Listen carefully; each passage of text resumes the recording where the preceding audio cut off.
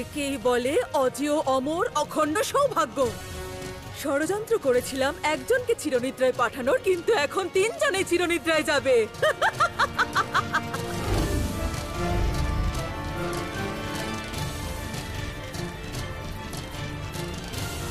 শিব বিনাশকারী অস্ত্র তো একদম কাছে চলে এসেছে। কি হবে এখন? ঋষিবর, দাঁড়াও। দেব,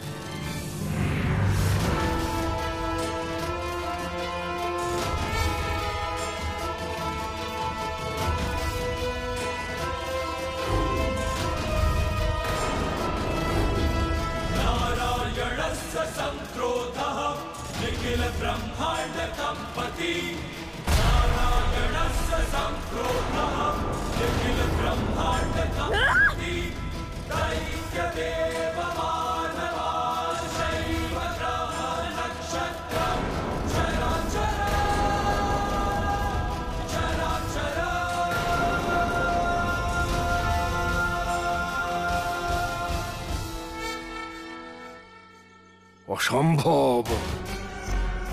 ওই দুর্বল দেব আমার অস্ত্রকে নষ্ট করতে পারে না, কখনো পারে না। আমার দাদার অস্ত্রকে দেব নষ্ট করবে? এটা অবিশ্বাস্য। দেব, দেব, তুমি ঠিক আছো তো?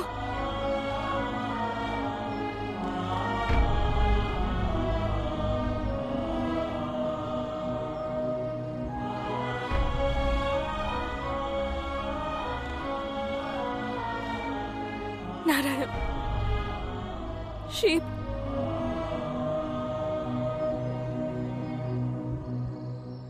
চিন্তা করো না দেবী, চিন্তা করো না। সত্যি বলতে কি আমিও একবার বিচলিত হয়ে গেছিলাম যখন সেই অস্ত্র একদম কাছে চলে এসেছিল। সেই সময় আমি অত্যন্ত ভীত হয়ে পড়েছিলাম, কিন্তু তখনই আমার মনে হলো যে আমাদের এই পুত্র তো সাক্ষাৎ ত্রিদেব।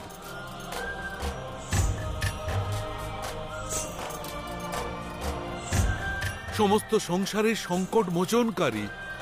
তাহলে এর কি করে সংকট হতে পারে দেবী?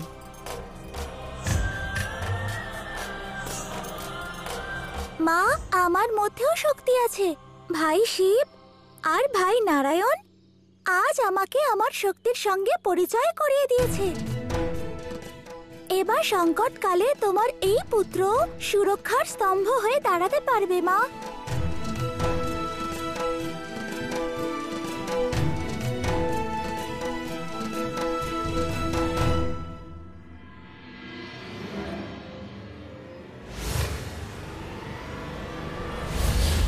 দাদা, তোমার অস্ত্র কেউ নষ্ট করেনি, বরং তোমার অস্ত্রকে নষ্ট করানো হয়েছে।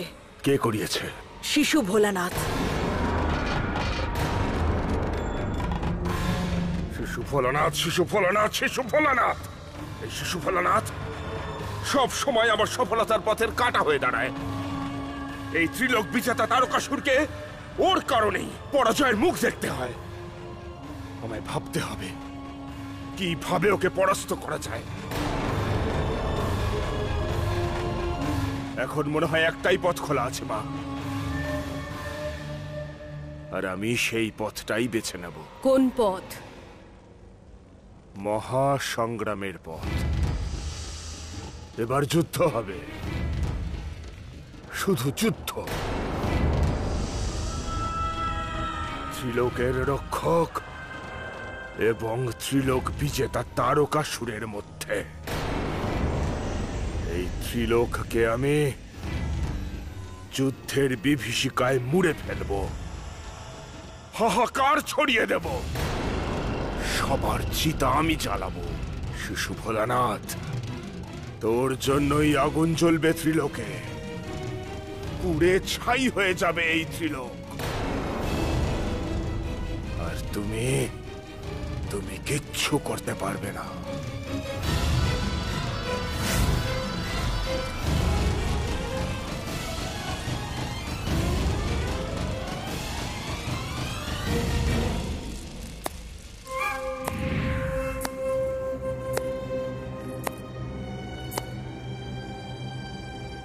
তোমার বুদ্ধিহীনতা দেখে আমার ক্রোধ নয়, দয়া হচ্ছে তারকা।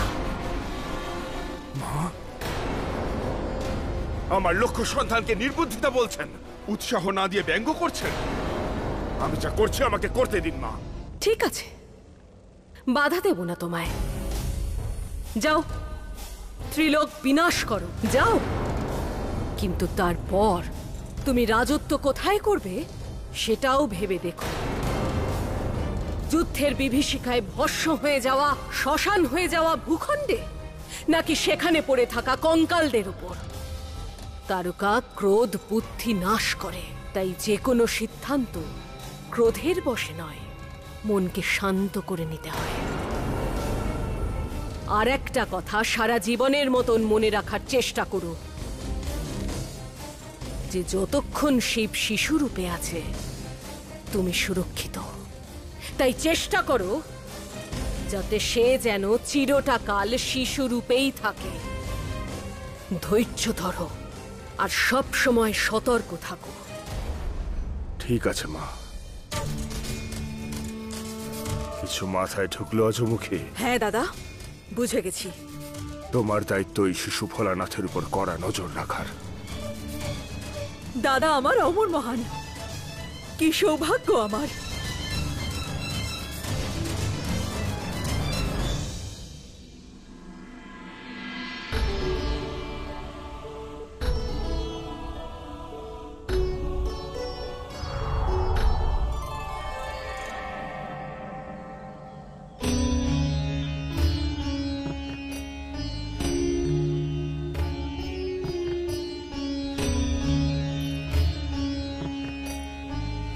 আপনারা হঠাৎ কোনো বিশেষ কারণ? নবরাত্রি শুরু হতে চলেছে পার্বতী, যা স্বয়ং তোমার অর্থাৎ আদি শক্তির সময়। এবার আমাদের সুখের সময় ফিরে আসবে পার্বতী।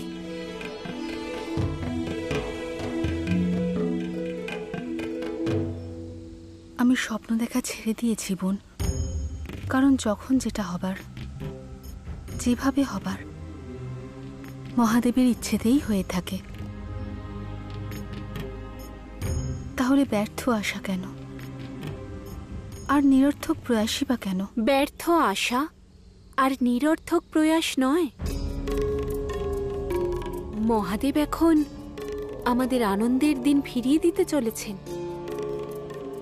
অতীতের সেই ঘটনা স্মরণ করো পার্বতী, যখন সম্পূর্ণ ব্রহ্মাণ্ডে দুর্গম আসুরের আতঙ্ক ছড়িয়ে পড়েছিল, চারিদিকে হাহাকার শুরু হয়ে গিয়েছিল।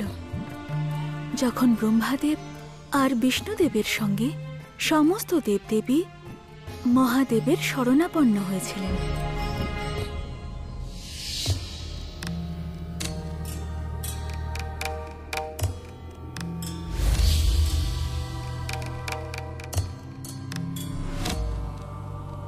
মহাদেব, দুর্গম আসুরের অত্যাচার ক্রমশ বেড়েই চলেছে।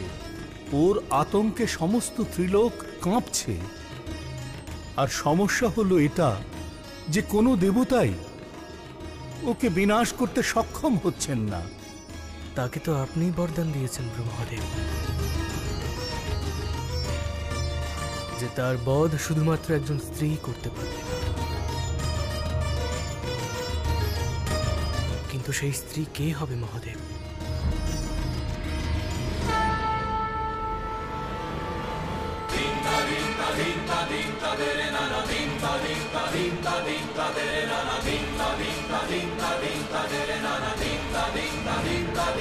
দেবতাদের সম্মিলিত শক্তিতে মা দুর্গার উৎপত্তি হয়। বিন্ধ্যাচল ওনার নিবাসস্থল। তার উৎপত্তির উদ্দেশ্য ছিল শক্তির প্রতীক হয়ে দুর্গমাসুরকে বিনাশ করবেন, আর উনি সমগ্র সংসারে মা দুর্গা নামে পরিচিত হবেন।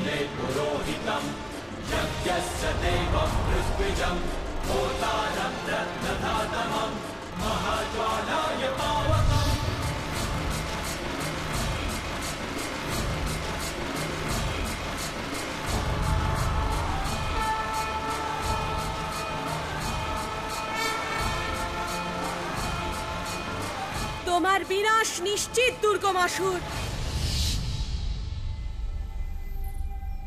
পার্বতী, ত্রিদেবের যে শক্তি দিয়ে দেবী দুর্গার সৃষ্টি হয়েছিল, যদি সেই দেবী দুর্গার আশীর্বাদ ত্রিদেব পেয়ে যান, তবে তারা বাস্তবিক রূপ ফিরে পাবেন। সেই জন্য এই নবরাত্রিতে আমাদের ওনার সেই আশীর্বাদ লাভ করার প্রয়াস করতে হবে। দেবী দুর্গার আশীর্বাদ অমূল্য। জগৎ সংসারে এমন কিচ্ছু নেই যা সেই আশীর্বাদের দ্বারা লাভ করা যায় না। এটা তো ভীষণই ভালো কথা, কিন্তু দেবী দুর্গার আশীর্বাদ ত্রিদেব কিভাবে পাবেন? নবরাত্রির ব্রত করে ওনার আরাধনা করলে।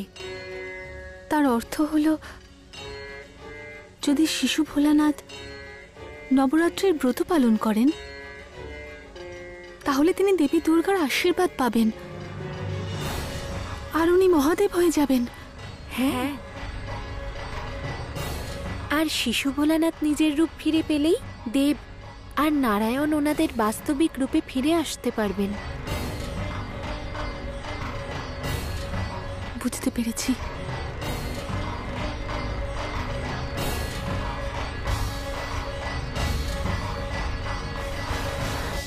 কিন্তু প্রশ্ন এটাই যে দেবী অনসূয়া ওনাকে ব্রত করার অনুমতি কি দেবেন? শিব,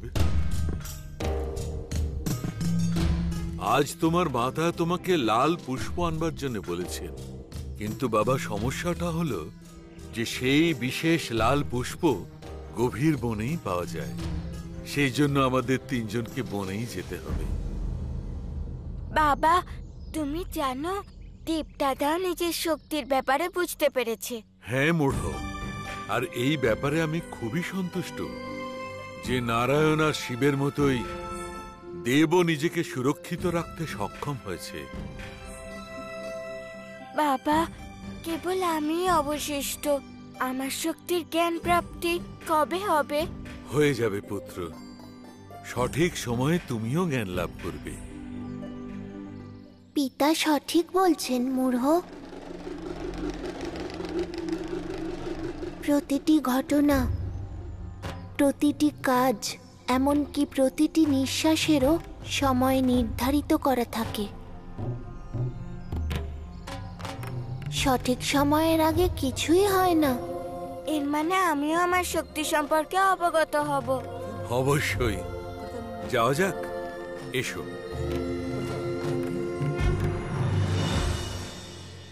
ঋষিবর, প্রণাম ঋষিবর। কল্যাণ হোক। মনে হচ্ছে মায়ের পূজার জন্যে তোমরা পূজার সামগ্রী আনতে গিয়েছিলে। আগে হ্যাঁ ঋষিবর, আমরা পুজোর সামগ্রী নিয়ে এসেছি। এটাই নবরাত্রি পুজোর আমাদের সর্বপ্রথম প্রয়াস। হ্যাঁ ঋষিবর, গতবার আমরা অনেক দুঃখ ভোগ করেছি।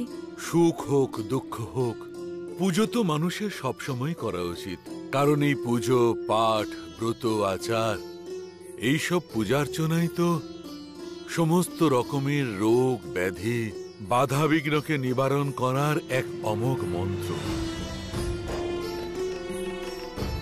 যে জীব ঈশ্বরকে সুখের মাঝেও ভজনা করে, ঈশ্বর তার দুঃখে কখনো একলা ছেড়ে দেন না। আর ইনি তো মমতাময়ী জগৎ জননী মাতা। আগে ঋষিবর, আমাদের অনুমতি দেবেন ঋষিবর। মঙ্গল হোক। চলো চলো।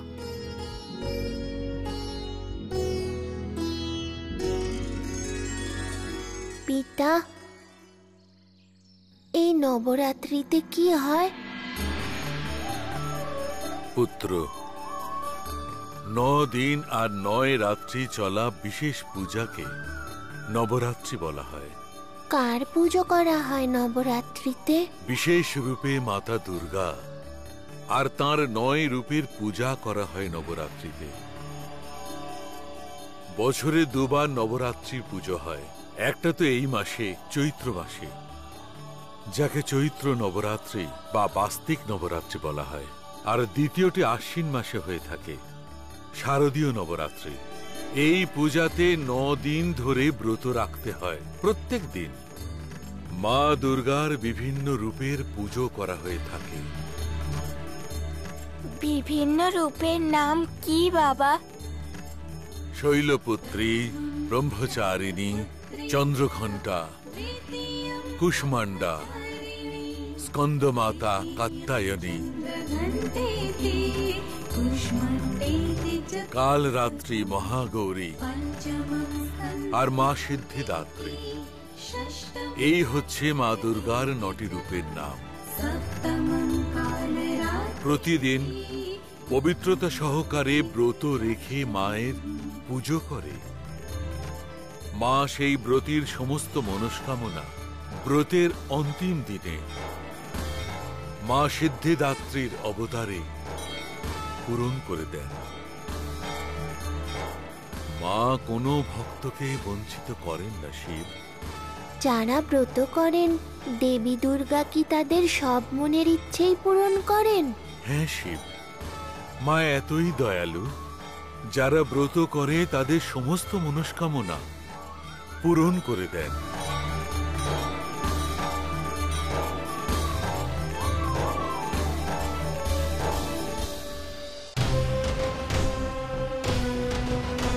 শিশু ভোলানাথ তার মিত্র আর বাবার সাথে আসছে রাজকুমারী। দাদার আদেশ অনুযায়ী আমার নজর আছে ওদের ওপর, কিন্তু এটা বলো ওরা কি নিয়ে কথা বলছে? ওরা অনেক দূরে রাজকুমারী, কি বলছে কিছু শোনা যাচ্ছে না। পিতা, নবরাত্রির শেষ দিনে দেবী সবার মনের ইচ্ছে পূরণ করার আশীর্বাদ কেন করেন? তার দুটো কারণ আছে পুত্র। প্রথম তো এই 9 দিন ধরে পালন করা ব্রত সেদিন নবম এবং শেষ দিন হয়, যেদিন ব্রতীর ব্রত পূর্ণ হয়। আর দ্বিতীয় কারণ হচ্ছে যে ওই দিন পুজো করা দেবীর নাম সিদ্ধিদাত্রী দেবী, সমস্ত সিদ্ধি প্রদানকারী মা। যেমন নাম তেমন গুণ। অর্থাৎ এই শিব যে মা সিদ্ধিদাত্রী প্রসন্ন হয়ে নিজের ভক্তের সমস্ত মনস্কামনা পূর্ণ করেন।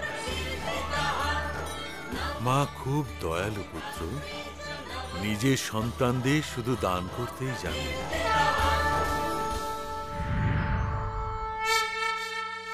কিন্তু মিত্র শিব, মা দুর্গার বরদান পেতে হলে ব্রত করতে হয়, তাও 9 দিন ধরে।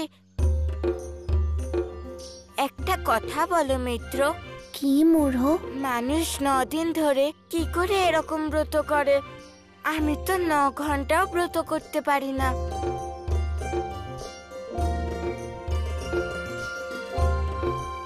দেবীর প্রতি শ্রদ্ধা আর ভক্তির জোরে। এ তুমি সত্যই বলেছ শিব। শত্রুপক্ষের কথা জানা জরুরি। যাও কাছে গিয়ে শুনে এসো আর আমাকে বলো। না না রাজকুমারী, ওনার সঙ্গে শিশু ভোলানাথ আছেন। ওনাদের সামনে যাওয়ার অর্থ হলো মৃত্যুকে বরণ করা। আর আমার মুখের ওপর না বলার অর্থ হবে নিজের মৃত্যুকে কাছে ডেকে আনা। নিজের প্রাণের যখন এত মায়া, এবার তুমি যাবে ওদের কথা শুনতে। যাও। ঠিক আছে রাজকুমারী, আমি দৌড়ে যাচ্ছি আর ওনাদের কথা শুনে এক্ষুনি আসছি। দাঁড়াও, তুমি দৌড়ে নয়, গড়িয়ে গড়িয়ে যাবে ওদের কাছে।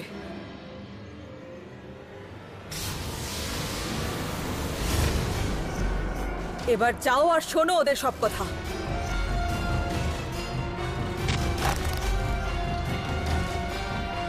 পিতা, নবরাত্রির ব্রত কি সত্যিই এতটা কঠিন? হ্যাঁ পুত্র, কঠিন বটে, কিন্তু যদি সংকল্প সুদৃঢ় হয় তবে সংসারে কিছুই কঠিন নয়। তবে আমিও ব্রত পালন করব পিতা। কি? না না মিত্র, তুমি এইরকম বড় ভুল কখনোই করো না। এই ব্রতর নিয়ম অত্যন্তই কঠিন। তুমি শুনলে না মূঢ়? পিতা কি বললেন? সংকল্প দৃঢ় হতে হবে। এই ব্রত পালন করার সিদ্ধান্ত নিয়েছি মূঢ়, আর আমি আমার সিদ্ধান্ত একদম পাল্টাবো না। এ কি, এই শিশু ভোলানাথ নবরাত্রির ব্রত করবে? মিত্র শিব, আবেগে ভেসে যেও না। 9 দিনের ব্রত করা একেবারেই সহজ নয়। শিব, তুমি এই ব্রত কি কারণে, কার জন্য করবে? আমি এই ব্রত নতুন মিত্রর জন্য পালন করব পিতা, যাতে উনি ওনার মহাদেবকে ফিরে পান।